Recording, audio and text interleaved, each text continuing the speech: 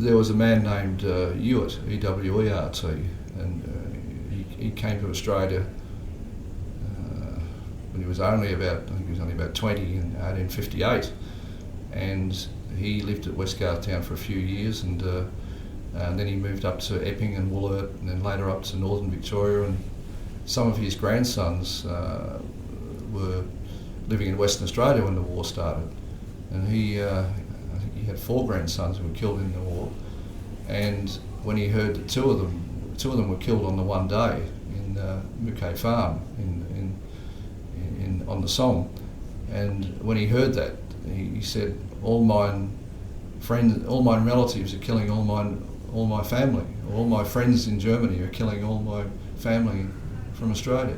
And because he had been here for, 60 years or so, but obviously, it must have been terrible, the idea that you're fighting the country you came from, and his, people in Germany are killing his family from Australia, in France. It's just awful. It's hard not to see the similarities and parallels in our current world. You have to look around and you see it's still happening, and it's unfair. People, they're playing the man rather than the ball. They're just not thinking the issue through. And there's good and bad in every nationality and every race, and that's what you should be focusing on: the good and bad people, rather than people as a whole. But we don't seem to learn, do we? The motives are really interesting, because in the First World War, the motives were varied. In some cases, yes, if your son or a relative had been killed in the war, I guess it's like going kicking the dog. You needed to kick somebody to take it out on somebody, whether they had anything to do with it or not. Other people, there was a specific commercial or interest in it. If you could put your German baker out of business, if you were a baker, you might make more money. There were personal motives. Some people were probably who couldn't go to the war and felt, how am I going to make a contribution? I'll go and kick my local German. And I'm sure that's still happening today. There are people who feel inadequate or something, and the only way they feel they can make a contribution is to go and pick on somebody. So there's many and varied motives. Some people are obviously genuine in their perhaps misguided beliefs. Other people are being downright vindictive, and you think we could rise above that. My family had been in Thomastown for 100 years, and yet when I went to school, with my name, the unusual surname, I remember a teacher saying, "Oh, do your parents speak English?" And I remember thinking, "What are you talking about, woman?" But I don't blame her, because there were so many migrant kids here, and I guess most of their families couldn't speak English. I can remember when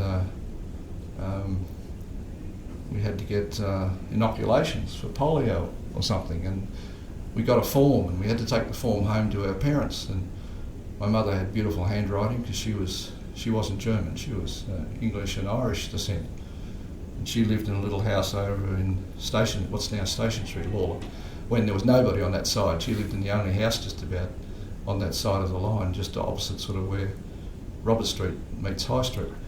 And anyway, she had beautiful handwriting, and she would fill out my form and say, give permission.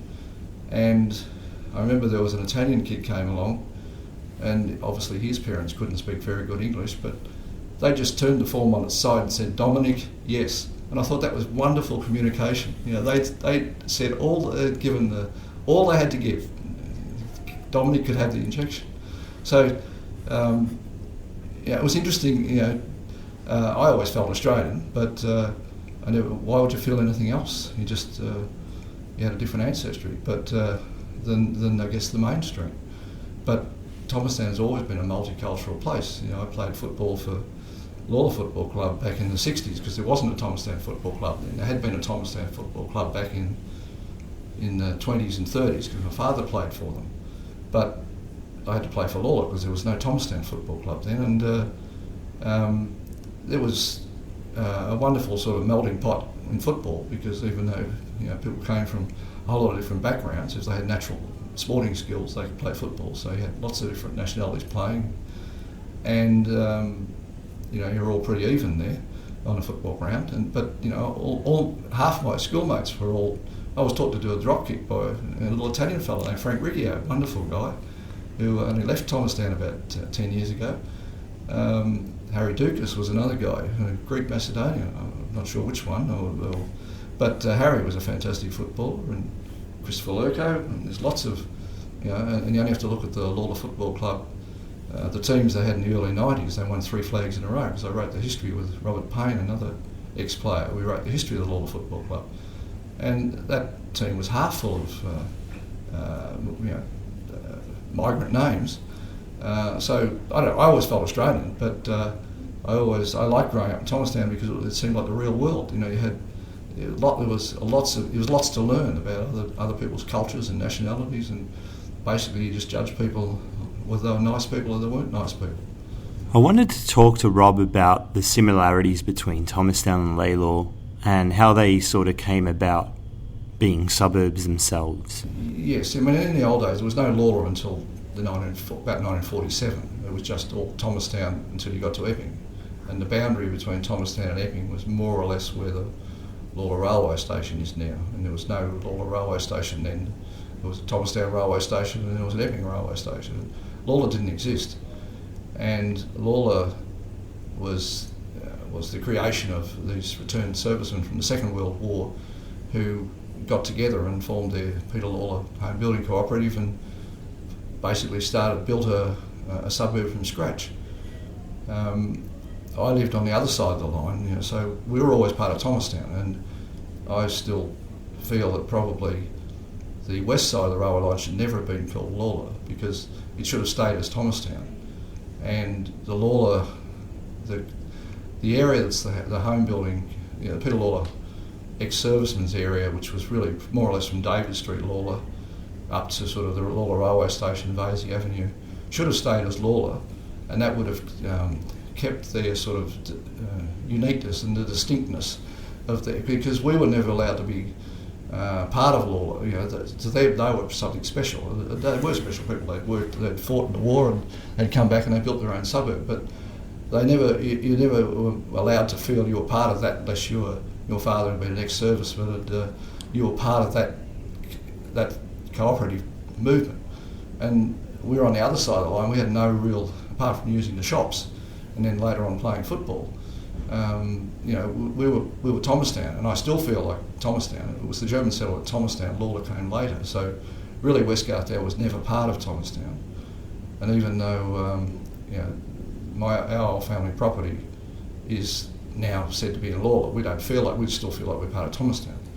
And to me, the line should have been drawn along the railway line rather than the crossways.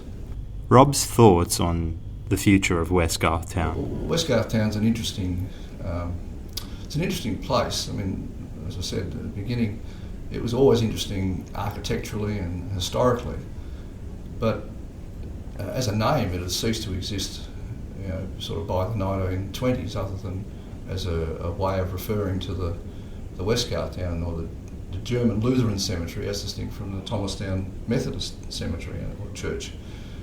And I can remember my father saying when I was about 10 or something, about 1960, and he said, we must have been, for some reason he must have stopped near the bridge and he sort of waved his arm and said, all this area used to be called Westgarthtown. And I had no idea what he was talking about. And if you go there now, the only sort of original evidence that it was ever called Westgarthtown is that name is used on a couple of the graves. But when I decided to research the history of the area, because I was always interested in history, and my family were involved, so I thought, I want to find out more about my family. And you realise that the historical records, the documentation is full of the term Westgarthtown. And so I sort of tried to resurrect the name, I guess, not recreate, resurrect the name, and we've done that successfully. So that people now know what Westgarthtown is, even if some people confuse it with Westgarth at Northcote. I mean, the importance is just to remember, and the importance at the beginning was to make sure the buildings survived and they were looked after, and they weren't allowed to be demolished, and some were, but the ones we've got now should be kept. I think it is an important part of Australian history, one of the many thousands of little bits, one of the bricks in the wall of Australian history. So it should be remembered, and that's what we try and do. And we've had good support from the other descendants and the Friends of Westgarthtown group, and we managed to convince the city of Whittlesea to purchase Sabel's farmhouse and allow us to use it as a heritage centre. I think the lessons, particularly from the First World War and the parallels between then and today, people ought to be aware of. They were just hard-working people who never would have believed that, we'd be talking about them, I guess, 100 and something years later, 150 years later. So I think it's an interesting history lesson, and I think it's always nice to try and get across to the message to more people, because so many people live on the other side of Thomastown, so I didn't even know it was there. And that's, I guess, because it's not on the main roads, and it's sort of you don't go there unless you're going there, or someone tells you to go there. So I think it's something that Thomastown can be proud of. But everywhere has a good history. This just happens to be a German history, but the British history of Thomastown is pretty interesting, and I'd like to see that. I might get around to writing, and I've done a lot of research, and John Waghorn is another researcher in Thomastown, and Beryl Patallo, she wrote the history of the Thomastown School back in 1985. Between the three of us, we could write a pretty good history of Thomastown for the first 100 years, up to 1950, and then I think it's for somebody else to write. That's a good time to cut off, because that's when the growth started, and somebody else can handle the growth and the real multicultural side of it. I mean, it started off multicultural, and then it became pretty well all Australian born, and then it became multicultural again after the Second World War. So 1950 is a nice place to leave it, because you're just sort of introducing all the changes and that happened after the Second World War and got us to where we are now. I'll leave you with Robert Wuchatsch telling a story. Thomastown isn't just German to me, because as I said, my mother was English and Irish, and her father is actually buried in the little cemetery behind the old red brick Thomastown School building. So I can go to both cemeteries and have ancestors buried there, and it's just the place where I grew up, and I went to school here. It's been the most important place in my life, even though I don't live here now. I'm still vitally interested in its history, and there are so many interesting things that happened. I remember at Thomastown Primary School once, we had a little girl, but I remember a million things, but this just always sticks in my mind. This little girl, this boy must have lost his ball, or he was trying to put his arm through the slats underneath the school building to get something that was in there, or dropped in there, or he saw in there, and he got his hand caught. And the headmaster came out. They called the headmaster because he couldn't get his hand out, and the headmaster looked at it and said, "Okay, go and get the axe."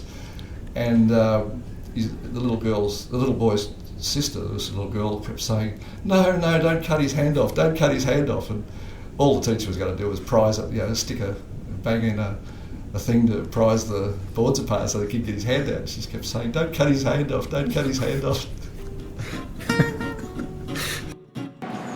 Departing Thomastown